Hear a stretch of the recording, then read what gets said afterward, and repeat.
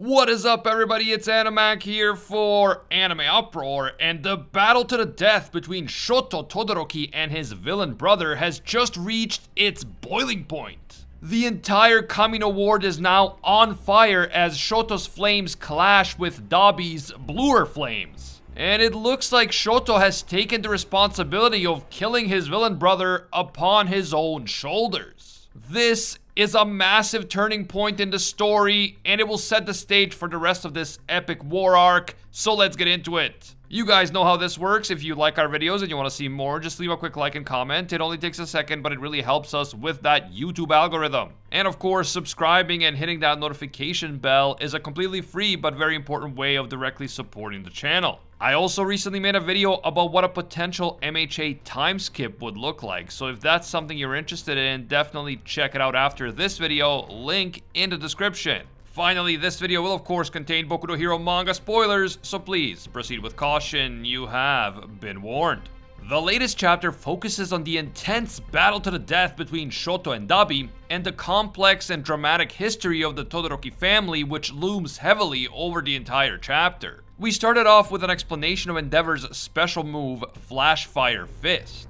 In order to perform this move, the user of a strong fire quirk must raise their internal temperature and accumulate as much heat as possible. They then release that heat in extremely powerful bursts. The technique was initially perfected by a young Endeavor, and it is believed to be the strongest fire move.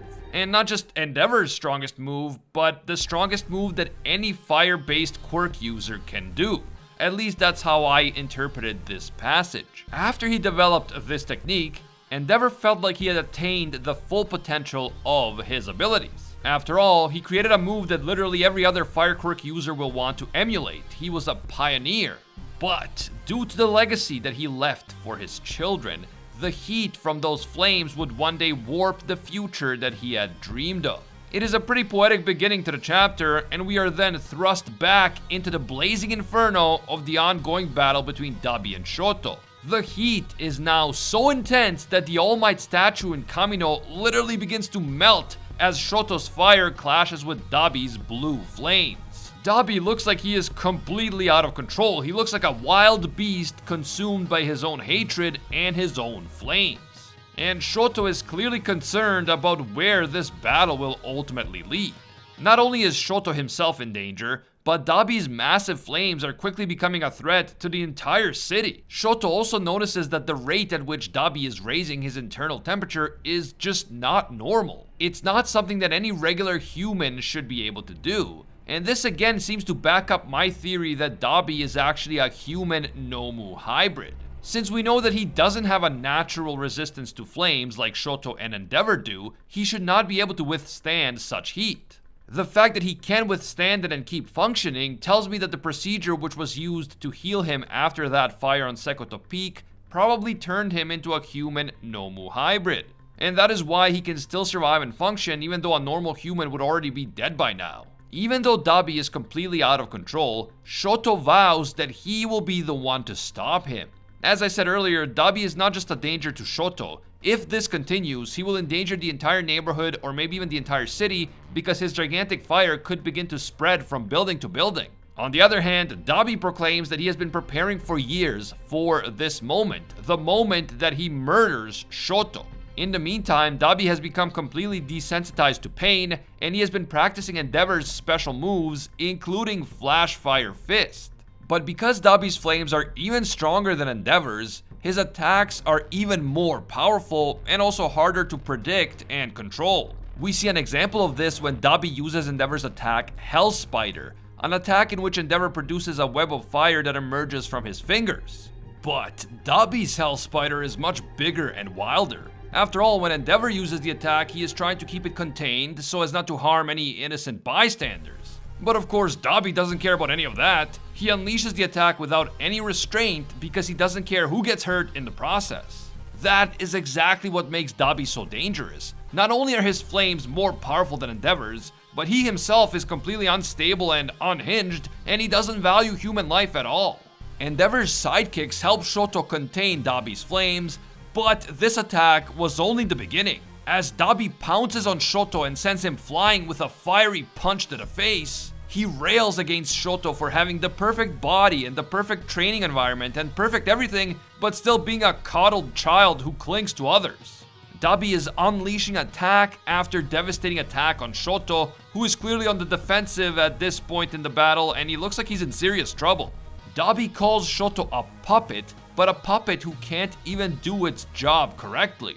Finally, as he hits Shoto again, Dabi declares that his little brother will never become a hero. Dabi then fire punches Shoto straight into a building, and he seems to have expected this attack to basically end the fight. However, Dabi is surprised to see that Shoto was able to neutralize the attack. As he emerges from the fiery rubble, Shoto says that Dabi has a point. In some ways, Shoto is a loser who took a long time to figure out exactly who he is and what he wants to do. He went from despising his father and refusing to use the fire side of his quirk, to having a slightly more positive relationship with his father, to now seemingly trying to repair his relationship with his father and bring his entire family back together. But Shoto says that now that he knows that his older brother Toya was actually observing him from afar, rather than just obsessing over Endeavor all this time, he actually feels happy. I mean, it's clear that Shoto really wishes that things were different. He really wishes that he didn't have to fight his own brother to the death. But unfortunately, he knows that he has no other choice. As much as he'd love for his brother to just become a part of the family again, he knows that Dabi in his current mental state will never do this. And so Shoto has vowed that he himself will stop Dabi once and for all. Back when the heroes were making plans for this war arc, Shoto insisted on being the one tasked with fighting Dabi, and that is because he felt that he was best suited for the job. He also developed a new move specifically for this fight, a move that could be the Dabi Killer. Shoto then explains that yes, their household was hell and their father was insane, but at the end of the day, Dabi is the one who willingly chose to walk the path of murder. Dabi can't put that decision on Endeavor or anyone else. He made that choice for himself, and he will now have to answer for that decision. Shoto screams out at Dabi, "Don't you ever dare to steal the lives of innocent people who had nothing to do with your downfall." He then continues by saying that if Dabi wants to take out his pain on someone, he should do it on them, the Todorokis, instead. A fierce and determined Shoto then launches his new super move, Flash Fire Fist Phosphorus, right at Dabi. And the sheer power and heat of this attack looks like it's about to disintegrate Dabi's entire body. And that is how this chapter ends, with the battle to the death between two overpowered brothers reaching its climax. And unfortunately, we're gonna have to wait quite a while to see how it all turns out, because MHA is now going on a multi-week break. But even though the break thing sucks, this chapter was just amazing. The artwork portraying this clash of two incredible burning fires and burning desires was next level. So kudos to Horikoshi and the entire MHA manga staff. This battle could actually be a way bigger moment in the story than people realize, and that's what I want to talk about right now. I mean, of course, Deku and Shigaraki are the main stars of this war arc, and the final showdown will go down between the two of them. But we also can't underestimate the importance of this fight. Dabi may actually die here. The fact that he has gone berserk and is scorching his own body just because he wants to kill Shoto is a pretty massive death flag. And I mean, throughout the story, he has been portrayed as a villain who can't be redeemed. He has no remorse for his actions, he is disturbed and obsessed with revenge to the point that he refuses to listen to reason, and he just continues to hurt more and more innocent people without a second thought. Unless something changes drastically, Dabi will not give up his villain ways at any cost, and the only way to stop him will be to kill him, or to let him kill himself by having his own flames consume him. Now, we are in the middle of a war arc, and also in the final act of the story, so a major villain like Dabi dying at this point wouldn't be a huge shock. That said, if Shoto really is the one who is forced to literally kill his own brother, it will be a character-defining moment for him and for the entire story. The UA students have been through a lot, that's for sure, but they haven't been in a situation where they have to literally kill someone, and certainly not a member of their own family. Shoto showed himself to be both brave and noble when he agreed to take responsibility for defeating Dabi. But if this battle ends in Dabi's death, then Shoto will never be the same again, and neither will the story. Personally, I think that Shoto killing Dabi or Dabi dying in this fight as a result of his own flames would be good for the entire series. I say that because it would make the story feel darker and more realistic. Not every villain can be saved, and if a villain is out of control and determined to keep hurting innocent people, killing him may be the only option and also a necessity. Seeing Shoto and the other students having to come to terms with this would add a new dimension to the MHA world, and it would make everything feel a lot more gritty and more real. Now, of course, Dabi could come back after Shoto's attack and kill Shoto instead, but I don't see that happening. Shoto has been through a lot to get here, and he is a fan favorite, so if anyone dies in this battle, it will be Dabi.